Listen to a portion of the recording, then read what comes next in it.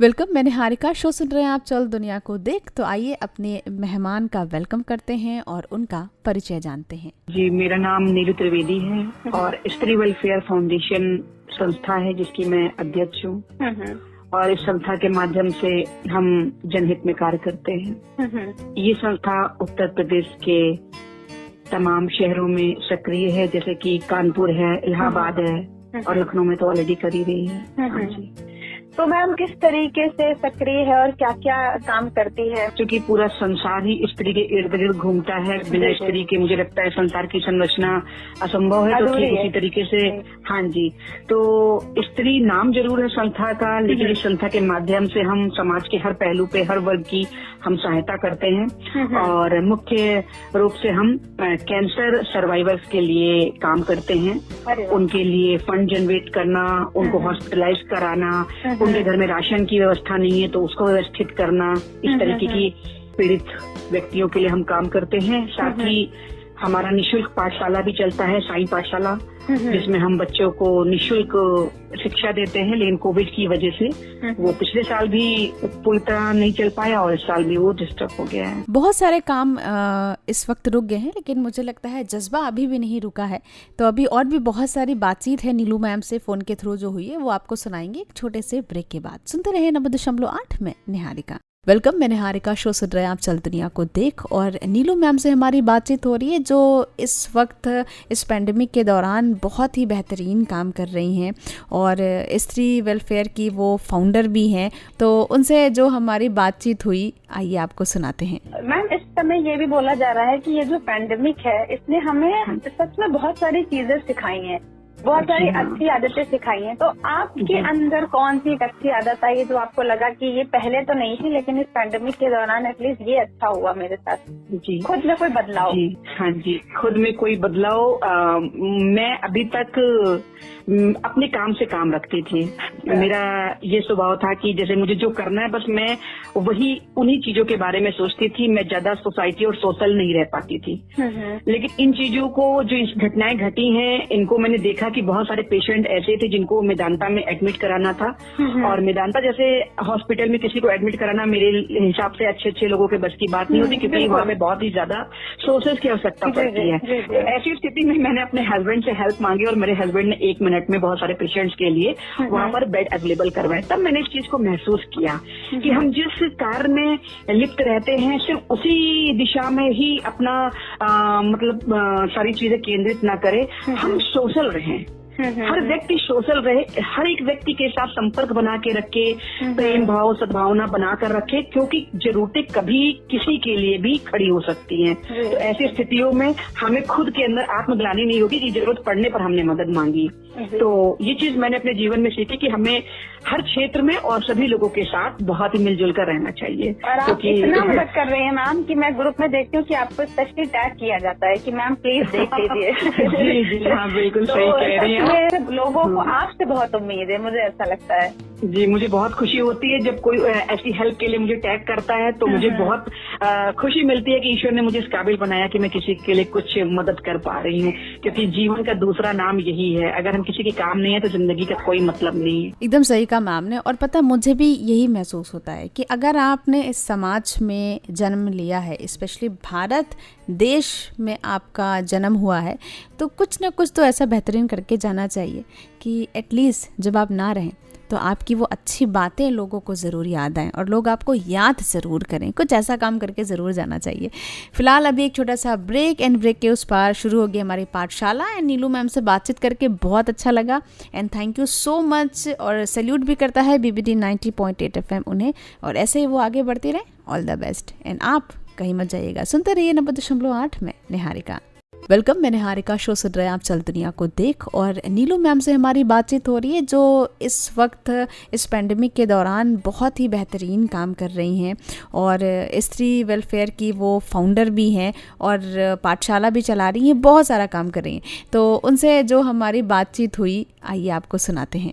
Ma'am जैसे आपने बोला कि तब आप छोटी भी थी और फैमिली का इतना सपोर्ट नहीं मिला, तो जी, इस बिल्कुल। वक्त आपको कौन सपोर्ट कर रहा है? मैं बताना चाहूंगी कि मेरा एक ड्रीम प्रोजेक्ट है। अच्छा। मैं बच्चों के लिए अनाथ आश्रम खोलना चाहती हूँ, लेकिन कुछ कारणों से मैं अभी उस मंजिल से दूर हूँ।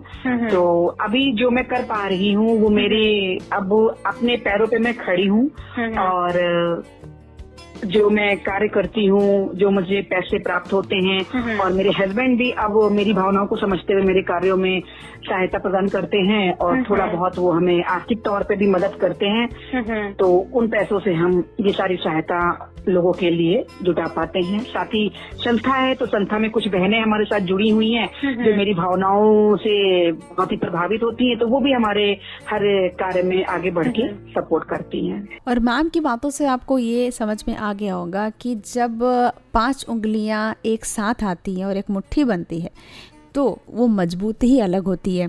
लेकिन इसके लिए आपके थॉट्स अच्छे होने चाहिए। जैसे कि नीलू मैम के थॉट्स बहुत बढ़िया थे कि उन्हें किसी के लिए कुछ खास काम करना है, इसीलिए उनको सपोर्टर भी मिले और आज वो सच में बहुत बेहतरीन काम कर रही हैं। फिलहाल और भी बहुत सारी बातचीत है नीलू मैम से जो हम करेंगे एक छोटे से ब्रेक के बाद। सुनते रहे 90.8 में निहारिका। वेलकम, मैं निहारिका, शो सुन रहे हैं आप चल दुनिया को देख, और नीलू मैम से हमारी बातचीत हो रही है जो इस वक्त इस पेंडेमिक के दौरान बहुत ही बेहतरीन काम कर रही हैं, और स्त्री वेलफेयर की वो फाउंडर भी हैं और पाठशाला भी चला रही हैं, बहुत सारा काम कर रही हैं। तो उनसे जो हमारी बातचीत हुई आइए आपको सुनाते हैं। तो मैम कौन से क्षेत्र में या कौन सी जगह पर ये निःशुल्क शिक्षा मिलती है और हर बच्चा इससे कैसे जुड़ सकता है जब आगे फ्यूचर में ये शुरू होगा तो उसके लिए? जी, ये हमारे आशियाना के सेक्टर जे और रतनखंड, कानपुर रोड रतनखंड के क्षेत्र में चलता है। इसमें हम कक्षा 1 से 5 तक के बच्चों को शिक्षा देते हैं। जो बच्चे घर से इस मतलब स्थिति में नहीं है कि वो कहीं स्कूल पे नाम लिखा सके या कहीं पढ़ सके, उन बच्चों को हम ये शिक्षा देते हैं। और कक्षा 5 तक जब वो पढ़ लेते हैं तो क्लास 6 में जाके फिर हम उनका सरकारी विद्यालय में एडमिशन करवा देते हैं। शुरू से ही आप ये सारे काम कर रही हैं और ये बहुत सारे लोगों को मोटिवेट भी करता होगा। आपको ये मोटिवेशन कहाँ से मिला कि आपने इतना डिफरेंट काम किया? जी, जब अंदर कभी न कभी इंसान को एहसास होता है कि उसका जन्म किस लिए हुआ है ना। हम देखते हैं कि हर इंसान की अपनी अपनी एक फील्ड होती है, लेकिन जब मैं छोटी थी, मान के चलिए कि मैं क्लास 7th या 8th में थी, तो मुझे अपने फ्यूचर के बारे में नहीं पता था। लेकिन जब मैं कभी बाहर निकलती थी तो जब भी मैं किसी दुखी व्यक्ति को देखती थी, जैसे कि कोई हैंडीकैप्ड है उसको मैं देखती थी, तो मेरा मन बहुत विचलित हो जाता था और मेरे अंदर तो एक भावना जागृत होती थी कि मैं इसके लिए क्या कर दूं। लेकिन तब मैं छोटी थी, इसलिए मुझे ज्यादा सपोर्ट नहीं मिल पाया अपनी फैमिली से। तो जब भी मैं किसी से कुछ कहती थी तो लोग कहते थे बस अरे ऐसे कैसे, छोड़ो अपना काम करो, बस छोड़ो अपना काम करो। लेकिन मैं बस एक मौके की तलाश में थी कि कब मैं अपने पैरों पे खड़ी हो पाऊं और अपने मन चाही तरीके से मैं लोगों की मदद कर पाऊं। तो मुझे लगता है ये गॉड गिफ्टेड था। ये जो भावना मेरे अंदर, जो फीलिंग थी, ईश्वर की देन है। इस वजह से मैं आज ये सब कर पा रही हूँ। जी, और सच में जब मैम से बात कर रहे थे तो बहुत अच्छा भी लग रहा था, और मुझे लगता है ईश्वर भी ना बहुत कम लोग को इतना ब्लेस्ड करता है कि वो दूसरों की मदद कर पाए। हर किसी में जज्बा नहीं होता, लेकिन हाँ मुझे लगता है जब ऐसे लोग हमें मिलते हैं तो हमें उनसे सीखना ज़रूर चाहिए। फिलहाल अभी एक छोटा सा ब्रेक, एंड ब्रेक के उस पार फिर से हाजिर होते हैं। सुनते रहे 90.8 में निहारिका। वेलकम, मैं निहारिका, शो सुन रहे हैं आप चल दुनिया को देख, और नीलू मैम से हमारी बातचीत हो रही है जो इस वक्त इस पेंडेमिक के दौरान बहुत ही बेहतरीन काम कर रही हैं और स्त्री वेलफेयर की वो फाउंडर भी हैं। तो उनसे जो हमारी बातचीत हुई आइए आपको सुनाते हैं। अब बात करते हैं ये जो पैंडेमिक इस वक्त चला है, और मैंने देखा है कि आप लोग बहुत सारे लोगों की मदद करते हैं।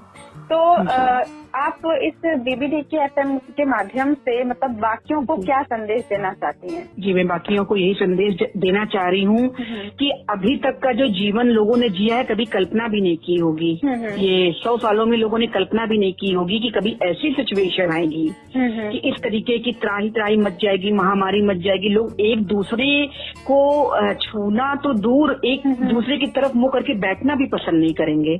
लोगों ने सोचा भी नहीं होगा। तो जब ये ईश्वर इन सारी घटनाओं को, जो स्थितियां हैं, जब ये स्थितियां सब सही हो जाए, तो मैं सबसे यही प्रार्थना करना चाहती हूँ कि लोग फिर से एक दूसरे के प्रति आदर, सम्मान, महिलाओं के प्रति, बेटियों के प्रति वो सारे अपने अंदर भावनाएं उत्पन्न करें, संस्कारों को अपने अंदर और जागृत करें, जिससे इस समाज में किसी भी तरीके का कोई भी अपराध, देखिए जहां तक मेरा मानना है कि जब जब संसार में अत्याचार हुआ है, तब तक ऐसी घटनाओं ने जन्म लिया है। तो जो क्रूरता थी, जो बेटियों के साथ, लड़कियों के साथ अपराध थे, शोषण थे, वो इतनी चरम सीमा पर लगातार होते जा रहे थे कि कहीं ना कहीं जो हमारा ये वातावरण है, ये विपरीत दिशा में तो होना ही था। नेचर है, इसके साथ हमने बहुत खिलवाड़ किया है, बहुत खिलवाड़ किया है। बिल्कुल बिल्कुल, अपनी सुख सुविधाओं के लिए नेचर को नेचर न समझना, अपने मनमाने तरीके से। देखिए, मैं तो गवर्नमेंट से भी यही कहना चाहती हूँ कि गवर्नमेंट जैसे और सारी चीजों के लिए रूल बनाती है, तो गवर्नमेंट इसके लिए भी रूल बनाए कि जैसे एक बच्चे का जन्म हो, वो 5 पेड़ अवश्य लगाए। जिस दिन ये कानून पास हो जाएगा, उस दिन हमारा ये नेचर पूरा बैलेंस में हो जाएगा। और जिस दिन बेटियों की इज्जत, बेटियों का मान सम्मान, उनके साथ किसी तरीके का अपराध जो हो रहा है, वो उसके लिए कड़ा कानून बनेगा, उस दिन हमारे समाज में, हमारे इस पूरे ब्रह्मांड में ऐसा कोई भी परिवर्तन इस तरीके का विध्वंसक नहीं होगा जो इतनी बड़ी आपदा खड़ा कर सके। तो मेरी यही गुजारिश है सभी लोगों से जो मेरी बातों को सुनेंगे या पढ़ेंगे, कि वो ऐसी चीजों के प्रति आगे बढ़ें जो समाज में एक बैलेंस बना सके।